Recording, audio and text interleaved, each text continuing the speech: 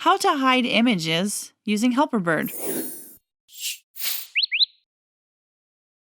Click the Helperbird icon. Scroll to the Hide Images setting. Here you can choose to hide images by toggling this setting on.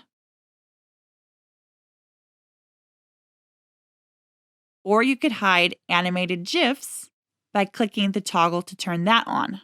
To turn either of these settings off, just click the toggle again to turn them off. Did you know instead of scrolling through all the Helperbird settings to find the setting you're looking for, you can use our search feature?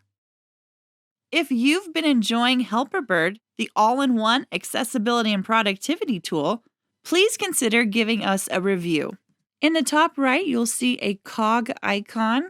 Click it to reveal a drop-down menu and click Review Us.